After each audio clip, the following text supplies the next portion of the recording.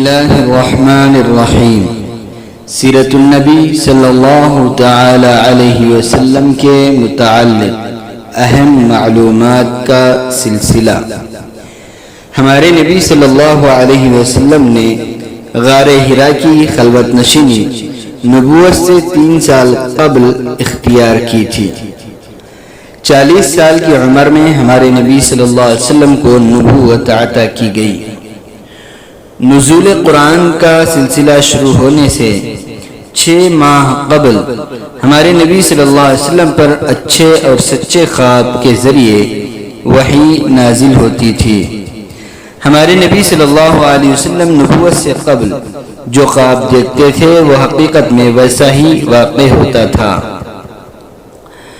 ہمارے نبی صلی اللہ علیہ وسلم کے پاس وحی لانے والے فرشتے کا نام حضرت جبرائیل علیہ السلام ہے۔ ہمارے نبی صلی اللہ علیہ وسلم نے حضرت جبرائیل علیہ السلام کو اصلی شکل میں سب سے پہلی وحی کے وقت دیکھا۔ پہلی وحی کے وقت حضرت جبرائیل علیہ السلام نے ہمارے نبی صلی اللہ علیہ وسلم کو کہا اقرأ، پڑھو۔ ہمارے نبی صلی اللہ علیہ وسلم پر پہلی وحی میں سورہ علق کی ابتدائی 5 آیات نازل ہوئیں۔ پہلی وحی سے آپ صلی اللہ علیہ وسلم گھبرا کر گھر تشریف لائے اور حضرت خدیجہ رضی اللہ عنہا سے فرمایا زملونی زملونی، مجھے چادر اڑا دو، مجھے چادر اڑا دو۔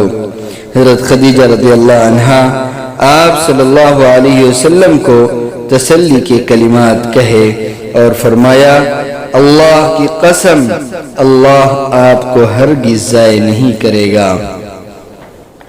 پہلی وحی سے پیدا ہونے والے خوف کو دور کرنے کے لیے حضرت خدیجہ رضی اللہ عنہا نے ہمارے نبی صلی اللہ علیہ وسلم کو ورقہ بن نوفل کے پاس لے گئیں۔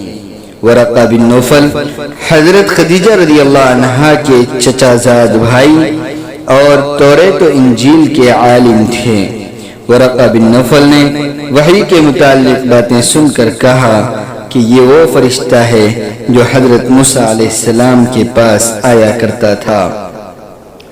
پھر فرمایا کاش میں اس وقت زندہ ہوتا جب آپ کی قوم آپ کو اس شہر سے نکال دے گی۔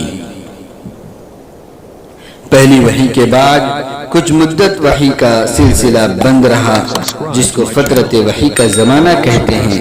اس کے بعد نازل ہونے والی پہلی وحی سورہ مدثر کی ابتدائی 5 آیات ہیں۔ سیرت النبی صلی اللہ علیہ وسلم کا سلسلہ جاری ہے، اس لیے گزارش ہے کہ جو حضرات ابھی تک ہمارے چینل کو سبسکرائب نہیں کیے ہیں سبسکرائب فرما لیں اور بیل آئیکن پر ضرور